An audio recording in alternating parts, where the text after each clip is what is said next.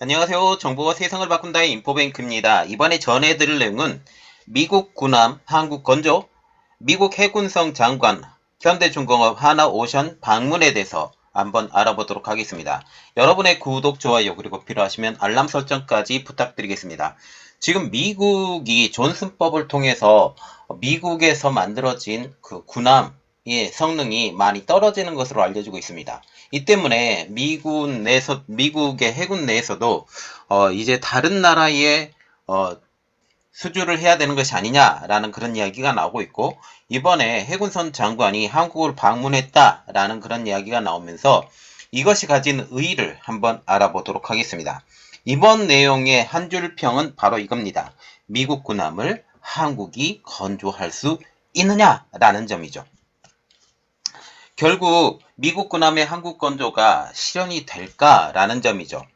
상승과 함께 해군 군함도 자국 건조 원칙, 즉 존슨법을 중심으로 원칙을 고수해왔던 미국이 이를 수정하고 해외에서 특히 한국의 건조를 맡길 가능성이 높아졌습니다.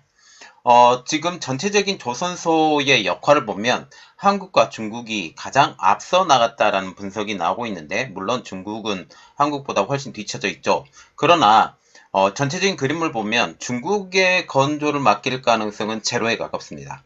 그러면 그 대안으로 우리가 볼 수 있는 것은 한국밖에 없어지는 것이죠. 현재 중국이 해군력을 증강합니다. 특히 남중국해에서의 해군력 증강이 미국 해군을 더욱더 빠르게 움직이고 있다라는 소식이죠. 이번에는 미국 해군성 장관이 한국의 조선소를 방문했다는 소식에 한국 내 미국 군함의 건조에 기대감이 더 커지고 있습니다.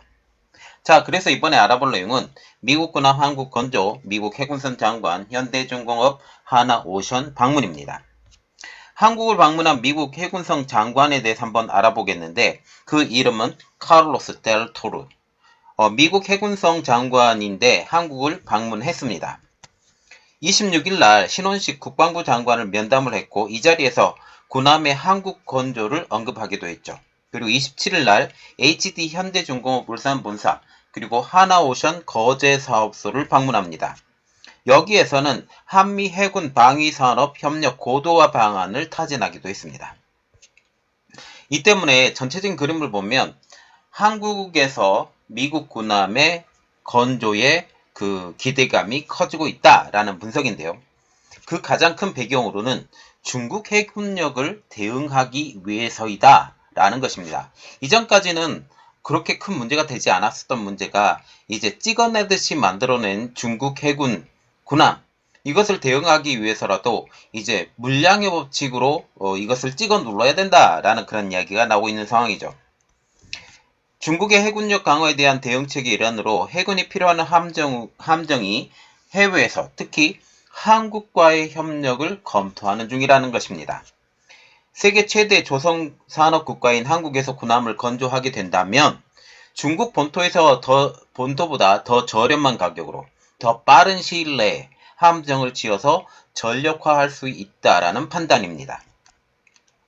그러면 이러한 배경이 되기 위해서는 한미 양국 간의 군함 교류가 있어야 되는데, 이 내용을 조금 알아보도록 하겠습니다. 한미 양국 간 군함 교류는 20년 전부터 조용히 추진이 되었었습니다. 한미 정부는 경로를 통해 미국의 군함 설계 기술과 한국의 대규모 조선 인프라 및 건조 양약을 융합을 해서 군함 시장의 진출 확대를 모색해 왔습니다. 이러한 노력이 실질적으로 이루어지라는 기대감이 현재 가장 커지고 있는 상황이죠. 왜? 미국의 조선소의 역할이 그만큼 줄었기 때문이라고 얘기가 나오고 있기 때문입니다. 현재 한국 조선소를 방문한 델토르 장관에 대해서 좀 봐야 되는데, 27일 HD 현대조선소 울산 본사를 방문하면서 이렇게 했습니다. 울산에서는 정기선 HD 현대 부회장과 델토르 장관과 만나서 HD 현대중공업의 함정사업 현황 그리고 기술력을 직접 소개하고 협력 강화 방안에 대해서 논의를 합니다. HD 현대중공업 조선야드를 둘러본 후에 함정을 검조하는 특수선 야드도 직접 방문하게 되죠. 특수선 야드에서는 올해 인도를 앞두고 막바지 작업에 진행 중인 우리나라 해군의 차세대 이지스 구축함인 정조대왕함과 신형 호위함인 충남함 등 HD 현대중공업이 건조하고 있는 주요 함정을 직접 이 델토르 장관이 살펴봤습니다. 그리고 27일 날 같은 날 하나오션 거제 조선소도 방문을 했는데요. 거제 하나오션도 방문을 해서 권혁쿵 하나오션 대표의 안내를 받습니다. 하나오션에서는 현재 건조 중인 대한민국 최신의 장보고 잠수함인 장보고 3 배지 2에 대해서 설명을 들었습니다. 또한 함정이 건조 중인 특수선 구역 외에도 하나오션의 대규모 생산 설비와 디지털 생산센터, 그리고 시운전센터 등 사물 인터넷과 첨단 디지털 기술을 선박 생산에 접목한 설비도 두루두루 살펴본 것으로 알려지고 있습니다. 그러면 이번에 델토르 장관의 한국조선소 방문 의의가 무엇인가요? 그것은 바로 군사적과 산업적인 측면에서 굉장히 큰 의의를 갖고 있다라는 점이죠. 미국은 본토에서 해군 함정을 유지 보수하는 MRO 물량은 포화 상태입니다. 이미 도크는 꽉꽉 차 있고 수리를 하려고 해도 시간이 많이 걸린다라는 점이죠. 일부 물량을 해외로 돌리고 있는 방안을 검토 중입니다. 함정 수를 급격히 늘리는 중국의 해양 무기를 대항을 해서 미국이 자체적으로 건조하기 힘든 함정을 한국과 일본 등 해외 건조하는 방안도 현재 검토 중이죠. 델토르 장관은 신 장관과 만난 자리에서 한미동맹은 한반도 및 영내 안보의 핵심 축이라고 하면서 특히 글로벌 공급망에서 대한민국이 중요하다. 앞으로 한미동맹이 과학기술 동맹으로 발전해 나갈 것이라고 언급을 했습니다. 그리고 특별히 한국이 주목을 받고 있는 것은 한국조선의 인프라가 굉장히 충분히 갖추어져 있다라는 배경 때문이죠.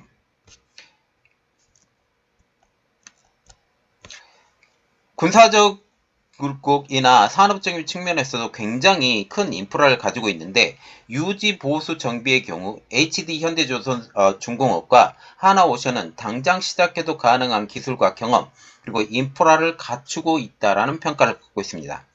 HD 현대조선소와 같은 경우는 지난해 미 해군 함정의 MRO를 위한 자격인 MSRA 마스터십 리페어 어그리먼트를 신청을 했고 올 초 야드 실사까지 마친 것으로 알려지고 있습니다. 특히 현대중공업 같은 경우는 이전에 수백만의 HJ 중공업, 특히 한진중공업이 갖고 있었던 그곳을 다시 불화받아서 그곳을 운영하고 있는 회사이기도 하죠.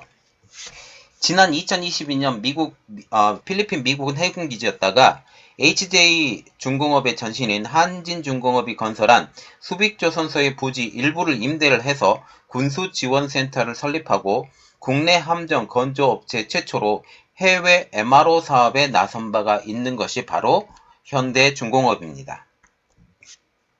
필리핀 수빅과 같은 경우는 위로는 중국과 대만, 왼편으로는 베트남과 말레이시아, 싱가포르, 인도네시아 등이 오른쪽으로는 일본과 한국, 아래로는 호주 등이 연결되어 있는 사방에 걸친 해상교통 중추이자 군사적 요충지입니다.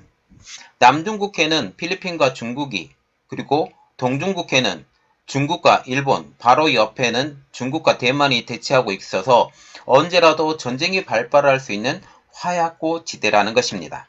그만큼 수빅만의 지리적 중요성이 굉장히 높다. 그래서 이곳에서 지금 조선소를 운영하고 있는 현대중공업의 그 의의가 결코 작지 않다라고 얘기를 하고 있습니다. 자, 지금 이게 수빅에 대한 지도인데요. 필리핀 서편에 있습니다. 서편에 있고 이 위로는 남중국해가 다 몰려있는 서쪽으로 남중국해가 있는 그러한 상황이죠.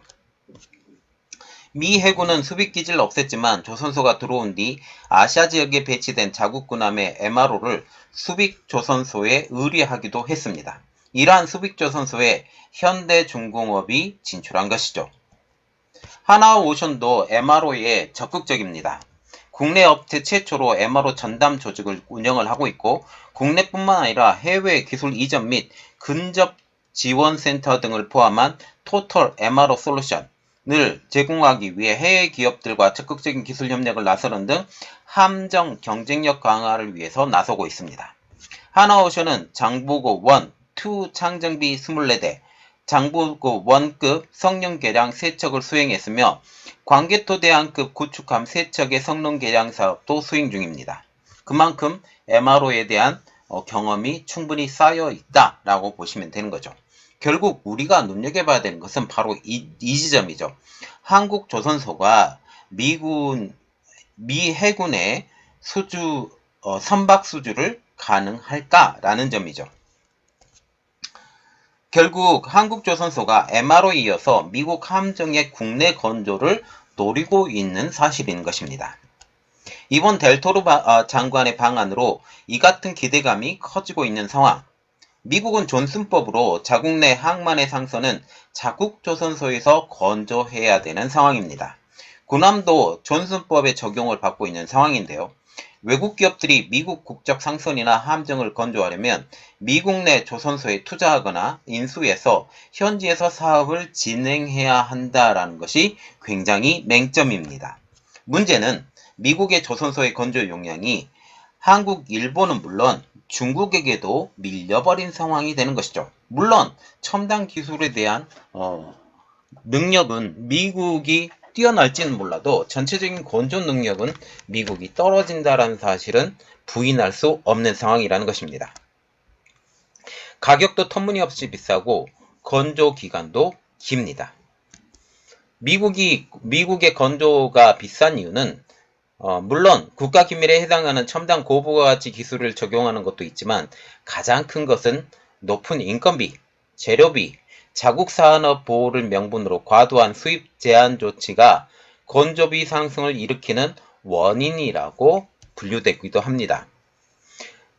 그 가장 큰 예를 들어보면 미 해군의 최신의 항공모함인 제럴드 R 포드호를 예를 들어보도록 하겠습니다.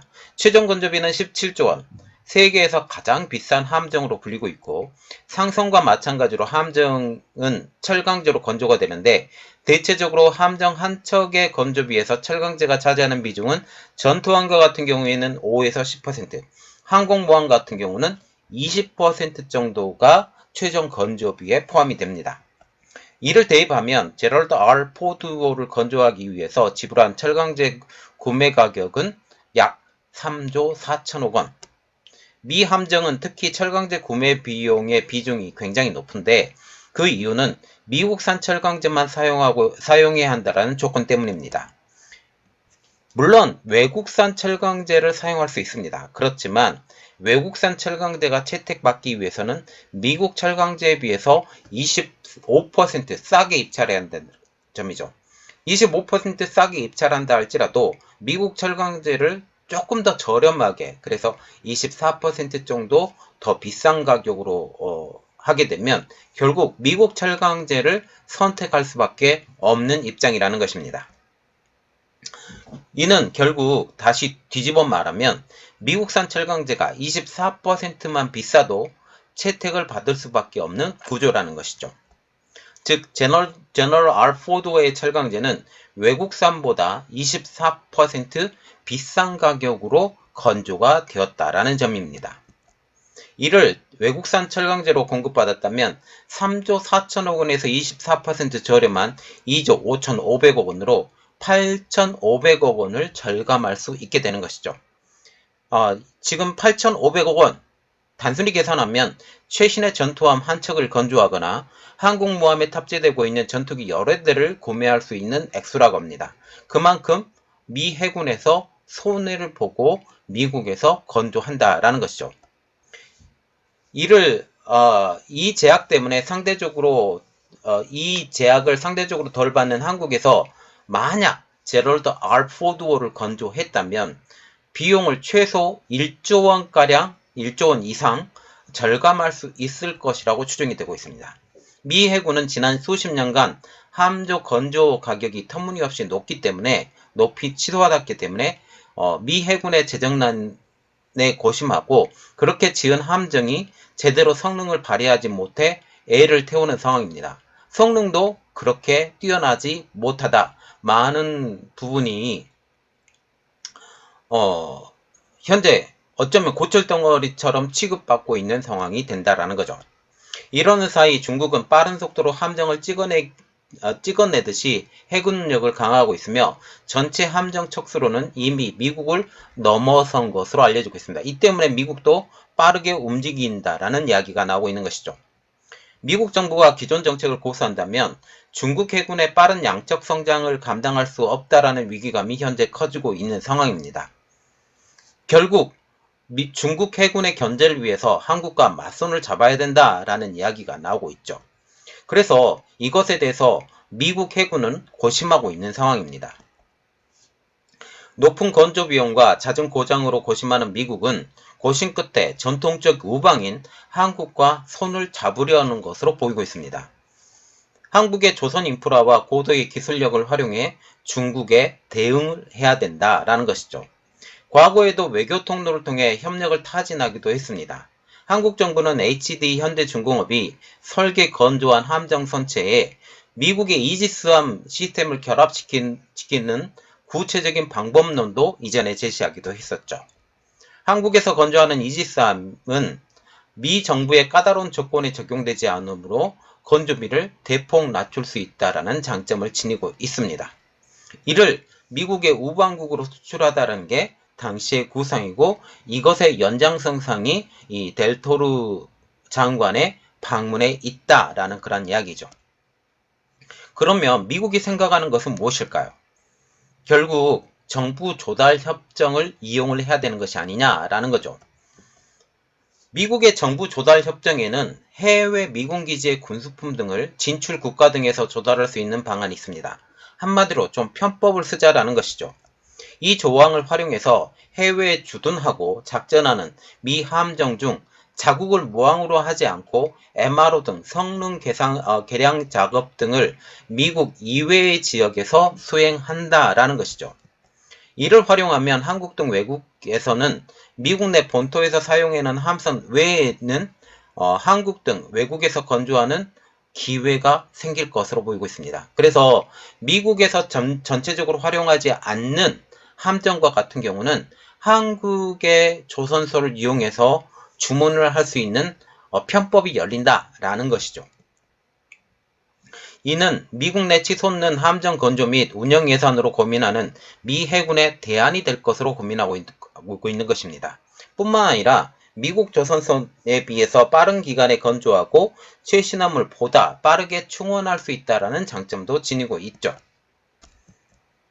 여기에 더해서 중국과 바로 인접한 한국 조선소에서 미 함정을 건조한다면 또 다른 전쟁 억지 효과도 얻을 수 있을 것으로 미 해군은 기대하고 있습니다.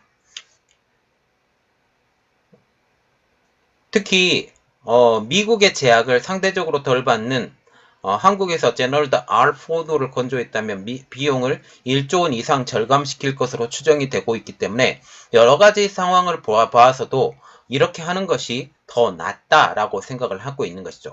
한 발 더 나아가 한국과 미국은 국방상호 조달 협정 RDP, MOU를 체결하게 된다면 국산 함정의 미국 본토 수출길도 열 수 있을 것으로 보고 있습니다.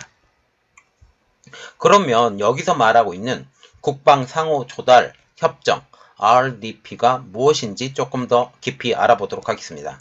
이는 미 국방부의 무기 조달 방식 중 하나로 미국산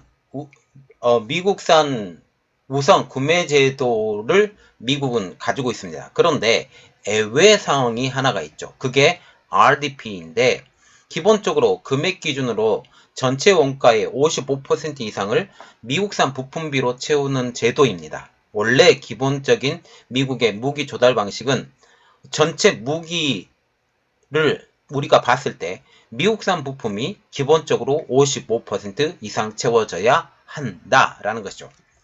55%를 넘지 않으면 수출 원가의 50%를 할증하는 방식으로 이 가격을 책정을 합니다. 미국은 우선 구매 제도를 적용 비율을 2028년까지 75%까지. 그래서 미국산 부품 비중을 전체 무기 비중의 75%까지 확대할 계획이죠. 그런데 예외사항이 하나가 있습니다. 그것은 바로 국방상호조달협정 RDP MOU입니다. 미국은 국방상호조달협정 협정국에 한해서는 예외로 좀 두고 있는데요. 자국 국일에 해가 되지 않는다고 판단하는 경우 해당 제품에서 규정하는 비율을 충족시키지 않더라도, 즉 55%, 지금 75%까지 올라간다고 하는 이러한 미국산을 지키지 않더라도 할증을 피할 수 있습니다. 할증으로 미국이 이 돈을 뺏어간다라는 거죠. 현재 미국은 호주, 영국, 독일, 일본 등 28개국과 RDU의 체결을 맺었지만 정작 한국은 제외되어 있습니다. 정부는 미 정부의 RDU 체결을 위해 노력하고 있죠. RDU가 체결되면 함정협력에 대해서 모멘텀을 받을 수 있을 것으로 예상이 되고 있습니다. 또한 현대중공업과 하나오션과 같은 경우는 미국 진출을 시도를 하고 있는데 미국 현지조선소의 인수를 고려하고 있습니다. 제가 이전에 영상에 올려드린 것도 하나오션이 지금 미국 조선소를 인수를 준비하고 있다라는 이야기를 올린 적이 있습니다. 결국 HD현대중공업과 하나오션은 미국 함정 방산 시장 진출을 위해서 현지 조선소 인수를 포함한 미국 투자 확대 방안을 논의 중입니다. 이와는 별개로 미 해군과 MRO 및 함정 건조 협력이 실현이 되면 국내 방산산업 위상은 한 단계 더 높일 수 있을 것으로 기대가 되고 있는 것이죠. 특히 현대중공업과 하나오션과 같은 경우는 풍부한 방산 실적을 지니고 있습니다. 그래서 가장 이상적인 협업 상대라는 것이죠. HD현대중공업과 하나오션 양사는 다양한 선종에 걸쳐서 다수의 함정을 건조하는 등 경험이 풍부하고 한국 해군에 이어 해외 판매 실적도 기록하는 등 함정 부분에서 미국과 가장 이상적인 협업 상대로 자리 잡았습니다. 현대중공업과 같은 경우는 1975년 최초의 국산 전투함인 울산함 개발을 시작으로 이지스 구추함 배치 1, 배치 2를 개발을 했고 해군의 중대형 함정 개발 사업 23개 중 12개를 독자 개발합니다. 수성함 수출에서 국내 최다 수출 실적을 보유하고 있고 필리핀으로부터는 호위함 2척, 초계함 2척, 원해 경비함 6척 등 해군 수성함을 모두 수주하는 등 지금까지 국내 업체 가운데 가장 많은 총 14척의 해외 함정 수주 실적을 보유하고 있습니다. 한국 해군의 차세대 이지스 구축함 3척을 모두 건조하고 있는 등 총 100여 척의 최첨단 함정을 건조하며 대한민국 영토 수혜에 핵심적인 역할을 수행을 하고 있는 것이 바로 현대중공업입니다. 하나오션도 마찬가지죠. 1981년 방산업체 지정 후 최근까지 50여 척의 수상함을 건조했습니다. 해군 구축함 사업의 모든 라인업인 KDX 1, 2, 3에서 건조 실적을 가진 유일한 업체로 알려지고 있고 우리 해군이 추진한 총 15척의 구축함 사업 중 7척을 성공적으로 건조합니다. 1998년 방글라데시 해군 호위함을 시작으로 2010년 말레이시아 훈련함 2척, 2012년 영국 항공모함 군수지원함 4척, 2013년 6월 노르웨이 군수지원함 1척 등을 수주합니다.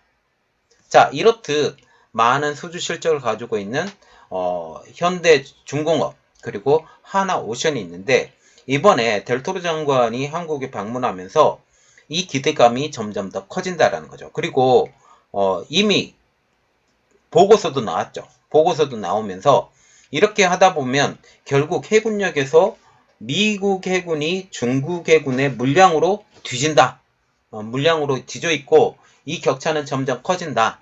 이것을 해결하기 위해서 우방국의 조선소를 이용해야 된다라는 그런 말이 나오고 있기 때문에 이러한 여러 가지 상황을 보면 한국의 조선소가 미 해군의 수주를 받는 것이 결코 허황된 꿈이 아니라는 것을 우리가 알 수 있게 되는 것이죠. 자, 기대하고 있습니다.